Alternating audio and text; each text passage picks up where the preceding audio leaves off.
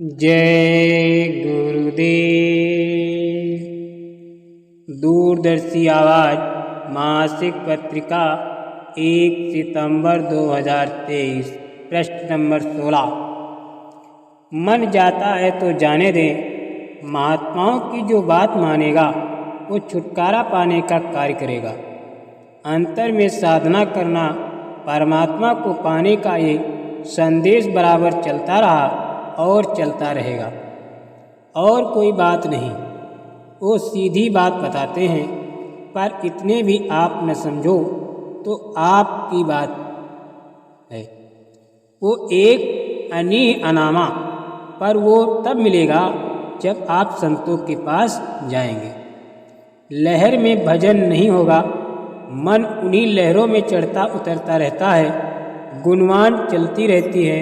इसलिए जो चीज़ संसार की है वहाँ से मन हटाओ, चित्त को रोको।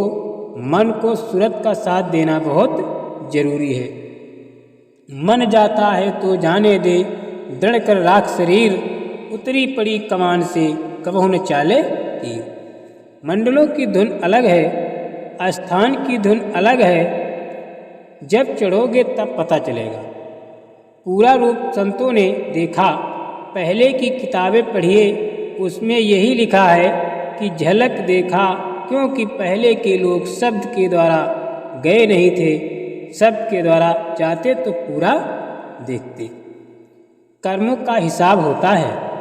लोग समझते हैं कि भगवान ही सब कर्म कराता है, पर सच ये है कि वो कुछ नहीं कराता। वो बहुत होशियार है। अगर वो कर्म कराता तो फल का भोक्ता भी वही होता। इसलिए उसने सोचा कि इन जीवात्माओं की जिम्मेदारी मैं क्यों लूं, और कर्म करने का अधिकार आप सबको देकर स्वतंत्र छोड़ दिया। अब आप अच्छा करो बुरा करो, कोई बंधन नहीं, लेकिन आपके कर्मों का लेखा जोखा वो लिखता है। और जब तुम्हारी जीवात्मा शरीर से निकलकर उधर भेजी जाती है तो वो हिसाब करके तुमको नरकों में 84 में भेजता है। साधन करो। महात्मा यही समझाते हैं कि ये मनुष्य शरीर केवल पेट भरने के लिए नहीं दिया गया है। इस मनुष्य शरीर में अपने कर्तव्यों को पूरा करो, मेहनत और ईमानदारी से अपना अपना काम करो, और इसी के साथ अपनी जीवात्मा को जो फंसी हुई है उसको छुड़ाने की साधना करो। वो कब छूटेगी? जब आप भगवान का सच्चा भजन करोगे। जब भजन करोगे तो आपको आध्यात्मिक धन प्राप्त होगा।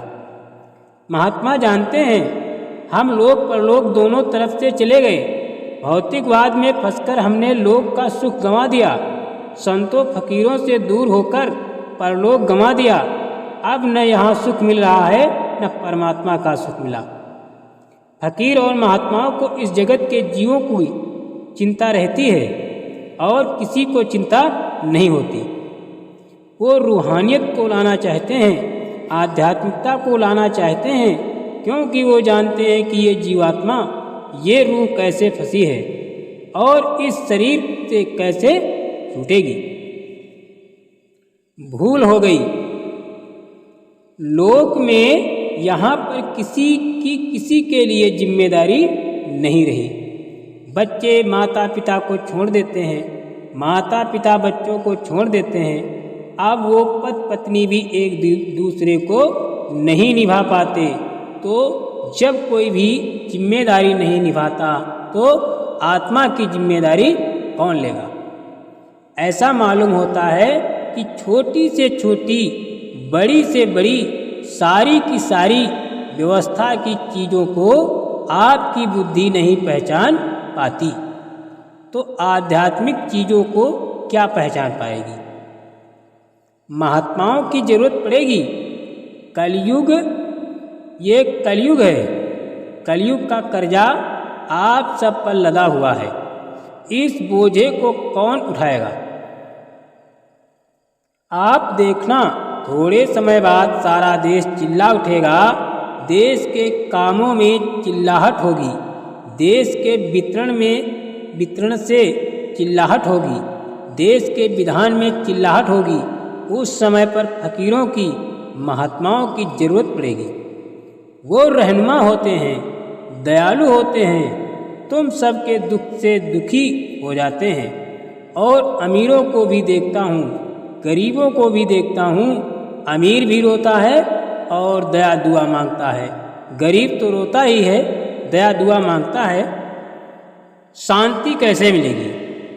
सड़क के किनारे, सड़क के दोनों ओर जो लंबी कतारें देवियों की और पुरुषों की देखता हूँ तो लगता है कि इनकी कितनी उच्च कोटि की भावना है। इस भावना को कोई भी आदमी पैसे से नहीं खरीद सकता। भारत की जनता पर गंदगी जमा हो गई, इसलिए अभाव आ गया, उसको हटाया गया। गंदगी की सफाई की गई तो भाव आ गया। भाव सब लोगों की श्रद्धा भावना, जो सबसे मूल्यवान है, उस पर ध्यान देना। भारत की धर्म भावना जो बिखर गई, सब सिमट कर उसी जगह आ जाएगी जहाँ पर पहले थी। तभी मानव को शांति मिलेगी, आराम मिलेगा। मानवता के अभाव से बाबा जी की नसीहत को आप समझो। सच्चाई सब चाहते हैं, ईमानदारी सब चाहते हैं, इंसाफ सब चाहते हैं। चोर भी बंटवारा करते हैं तो ईमानदारी से। इन सब लोगों को चाहते हुए भी इंसाफ नहीं मिलता है, सच्चाई ईमानदारी नहीं आती, तो भूल किसकी है? ये तो आपको सोचना चाहिए। जो सच्चाई, मोहब्बत और प्यार हम ले लेते हैं, देते हैं, वो तो सब खत्म हो गया। मानवता का गुण खत्म कर दिया। लूटना, मारना, काटना, दंगे फसाद करना, गाली गलौज करना, ये मानवता के गुण नहीं हैं। मानवता के गुण जब कभी भी मिले तो उन आचार्यों के पास, गुरुओं के पास मानवता का परित्याग करके हम रो रहे हैं, चिल्ला रहे हैं। महात्मा दिल का गुलदस्ता लाते हैं। महात्माओं की आवश्यकता थोड़े ही दिनों में बड़ी जबरदस्त पड़ने वाली है। अब उनके बगैर काम होने वाला नहीं है। उनकी जरूरत भोजन पानी से भी ज़्यादा होगी। आप रोएंगे, चिल्लाएंगे तो वो निकलकर मैदान में आ जाएंगे। वो आपसे अनुरोध करेंगे कि हम आपके लिए बड़ा तोहफा नहीं लाए हैं, पर मेरी छोटी छोटी बातों को याद कर लेना। जिन लोगों ने हमारे प्रेम के, चरित्र और सदाचार के, न्याय और ईमानदारी के तोहफे को खत्म कर दिया, उन्हें आपको भुला देना है। अब ऐसा गुलदस्ता लो जिसमें दिल खिल जाए, दिल मिल जाए। महात्मा दिल का गुलदस्ता लाते हैं। बात सब अपनी जगह पर है, सत्य है और सत्य एक है। उसके साथ ज्ञान है, आनंद है, शक्ति है, सुंदरता है। वो एक है। सारी मानव जात का धर्म एक है। उसे जानने के लिए हमें क्या क्या इंतजाम करना है, इसे हमें समझना है। मेरी इच्छा, मैं चाहता हूँ कि एक अच्छे समाज की स्थापना हो।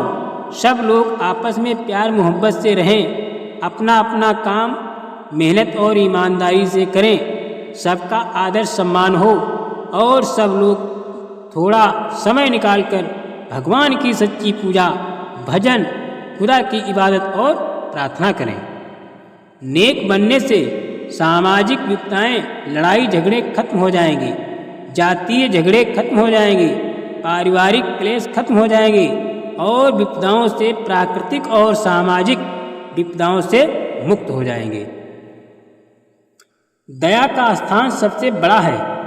दया के असली स्रोत संत महात्मा होते हैं। गुणवान वही है जिसमें दीनता और नम्रता है। अहंकारी को कभी गुणवान नहीं कहा जा सकता। जय गुरुदेव।